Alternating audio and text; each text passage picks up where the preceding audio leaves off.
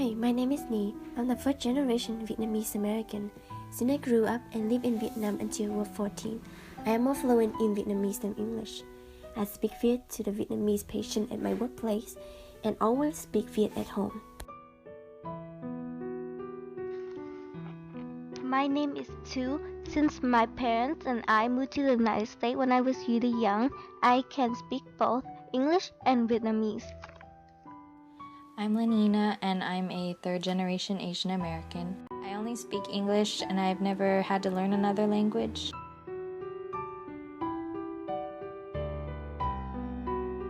Hi, my name is Eli and I am a third generation Chinese American. My parents speak Toisan, which is an older dialect that was spoken more in the villages of China. No one really speaks Toisan, so they decided to not teach me or my siblings Toisan because it would not be useful.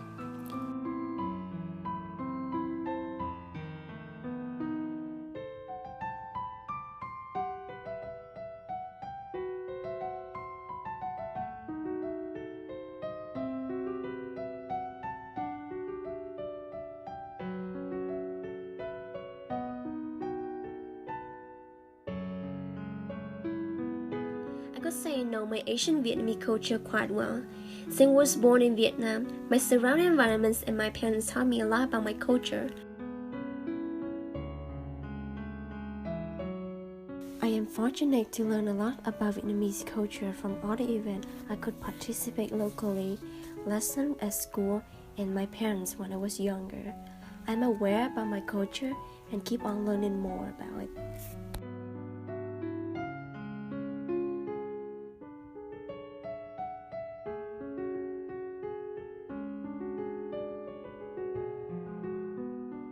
Growing up, I had a small family of less than 5 people and everyone was usually working. Because everyone was so busy, there wasn't much room for learning about culture, if anything, just exposure to different Filipino dishes. Growing up, I had some Asian influence. I went to a Chinese preschool, Chinese church, and Chinese summer day camp. But because my parents did not speak Chinese at home and did not see Chinese culture as important, my Asian culture did not become significant in my life. The main thing we did related to our Chinese culture was only Chinese New Year. But even then, all we did was eat Chinese food and give out the red envelopes for fun.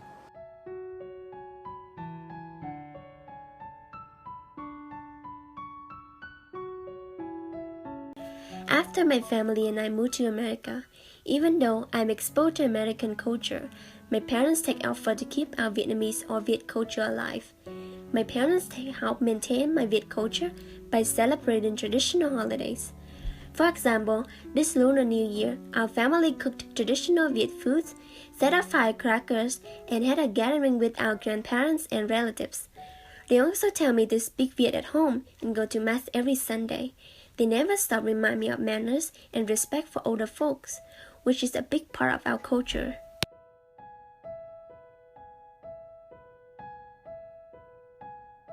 My parents put a lot of effort into preserving our culture. In the past, my parents enrolled my sisters to Vietnamese school so they could learn how to speak Vietnamese and also write it. They also encourage us to practice our cultural manners. They remind us little things like always eat after the elders took the first bite and always bow at them when we greet them hello and also when we bid them goodbye.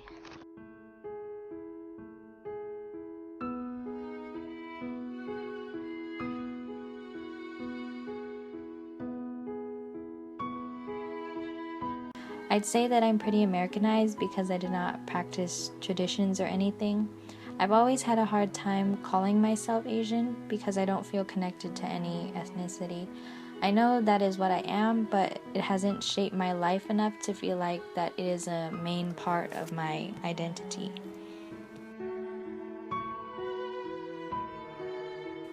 My family is not very into our Chinese culture at all, and even joke about the fact that when it's just my siblings and I, we will be in trouble when we try to order food at Chinese restaurants.